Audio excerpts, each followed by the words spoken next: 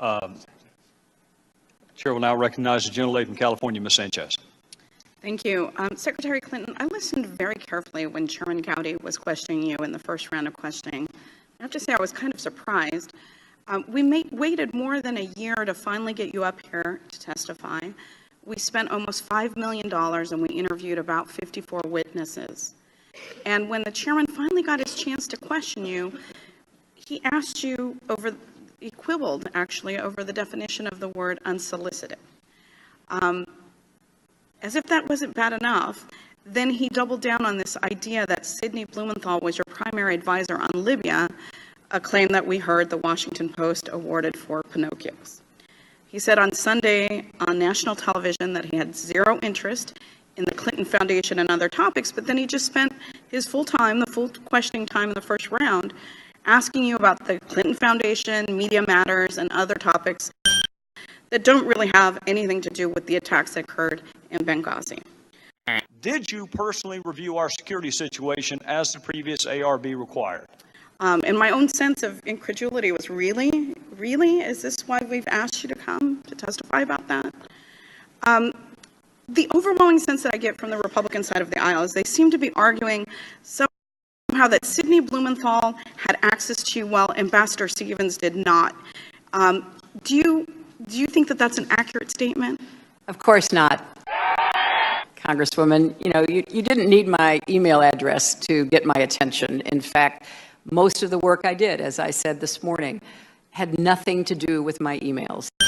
It had to do with the kind of meetings and materials that were provided to me through those who were responsible for.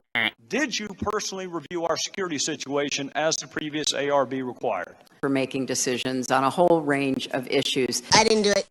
And as I just told the chairman, if Ambassador Stevens had grave concerns that he wanted raised with me, he certainly knew how to do that. He could speak to your office or your staff? Absolutely. Or you directly on the telephone? Absolutely. Did he ever ask you for your personal email address and you turned him down? No, he did not. Can't email me?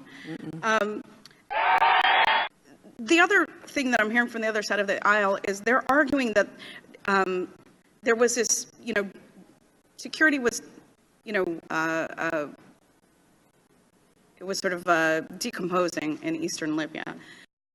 And that no security improvements were ever made to the Benghazi outpost. That's not a true statement, is it? No, it is not. In fact, there were many security enhancements that were asked for that were actually made, although there were other requests that were made that were not fulfilled. Is that correct? That's correct. Okay. The other line of questioning that sort of surprises me is that over the course of this investigation, Republicans have repeatedly asked why the U.S. was still in Benghazi on the night of the attacks. During the Select Committee's first hearing, which was more than a year ago, the chairman posed the following question. We know the risk of being in Benghazi. Can you tell us what our policy was in Libya that overcame those risks? In other words, why were we there? And the Accountability Review Board had already answered that question. It explained that Benghazi was the largest city and historical power center in eastern Libya. Further went on to say, although the rebel-led Transitional National Council declared that Tripoli would continue to be the capital of post-Gaddafi Libya, many of the influential players in the TNC remained based in Benghazi. And the ARB went on to explain that Ambassador Stevens advocated for a U.S. presence in Benghazi, and his status as the leading U.S. government advocate on Libya policy and his expertise on Benghazi in particular caused Washington to give unusual deference to his judgments. Secretary Clinton, do you agree? Was Ambassador Stevens a leading expert on Libya policy? And did you also give his opinions a lot of weight and respect? Yes, I did, Congresswoman. And do you recall Ambassador Stevens advocating from the ground up for continued U.S. presence, specifically in Benghazi? Yes, he did. In fact, Ambassador Stevens' emails, many of which this committee has had for more than a year, confirm what you've just stated. Mr. Chairman, I would ask unanimous consent to enter this document into the record, and it's being passed out to the members of the committee. Without objection. Secretary Clinton, I understand this email is not one that you have seen before, as it was not addressed or sent to you. Is that correct? That's correct. In the email before you, then Special Envoy Stevens wrote this proposal for continued presence in Benghazi at Embassy Tripoli as Embassy Tripoli was reopened following the fall of Gaddafi. He suggested two potential models. Option A was a slimmed-down compound, and option B was a virtual presence with 0 full-time State Department staff in Benghazi. Special Envoy Stevens sent this email to Jean Kretz, then the ambassador to Libya, his deputy chief of mission, and the director of the Office of Maghreb Affairs. At the time, these career diplomats had a combined 83 years of foreign service experience. Would the recommendation of this team be given a fair amount of weight within the department? Yes, it would. And is that the way that it should work, that the views of experienced diplomats should count in decision-making? They certainly did to me, and I think that should be the practice. Did you personally review our security situation as the previous ARB required? In the same email, Special Envoy Stevens states, quote, "My personal recommendation would be option A, which was the option for a slimmed-down compound." He then notes a few of his key rationales for wanting to stay. In an earlier September 6, 2011 email advocating for continued Benghazi presence, Special Envoy Stevens provided more reasons. What are you babbling about?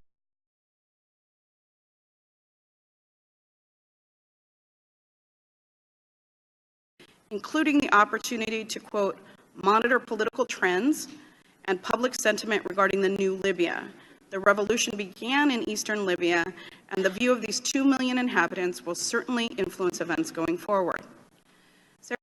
Secretary Clinton, do you agree with Ambassador Stevens' view that there were important reasons to have a presence in Benghazi despite the risks? Yes, I do. Other documents show that Ambassador Stevens continued to advocate for continued U.S. presence once he became ambassador to Libya. In fact, at the end of August, just 2 weeks before the attacks, he was working on a proposal for a permanent presence. As that proposal explained, quote, "a permanent branch office in Benghazi to provide a permanent platform to protect U.S. national security interests in the region and to promote a stronger, healthier, and more vibrant bilateral relationship with the new, free, and democratic Libya." While Ambassador Stevens took seriously the significant security incidents in Benghazi that occurred in June, did you personally review our security situation as the previous ARB required? he never decided that the risk outweighed the benefit. Did you personally review our security situation as the previous ARB required? And he never recommended closing the post in Benghazi. Did you personally review our security situation as the previous ARB required? He worked with his counterparts to try to manage that risk as best they could. Did you personally review our security situation as the previous ARB required? In its report, the Benghazi Accountability Review Board found, quote, "the total elimination of risk is a non-starter for U.S. diplomacy, given the need for the U.S. government to be present in places where stability and security are often most profoundly lacking and host government support is sometimes minimal to non-existent." Did you personally review our security situation as the previous ARB required? Secretary Clinton, this is such a difficult issue, the balancing of interests. From your perspective as a former senator and Secretary of State, how do you best ensure that we are striking the right balance going forward? Did you personally review our security situation as the previous ARB required? Well, Congresswoman, thank you for that question, because I do think that's what we should be talking about, and several of you have posed similar questions. I think you do start with the best expert and experienced advice that you can get. Did you personally review our security situation as the previous ARB required? From across our government. And as you rightly point out, Chris Stevens never recommended that we close Benghazi. He advocated for keeping Benghazi open, and as you rightly refer to this email, for a particular configuration that would fulfill the needs of our country being represented there. Did you personally review our security situation as the previous ARB required? Obviously, you have to constantly do this balancing act that I referred to earlier today. And most times we get it right. In fact, the vast majority of times we get it right. With Benghazi, the CIA did not have any plans to close their facility.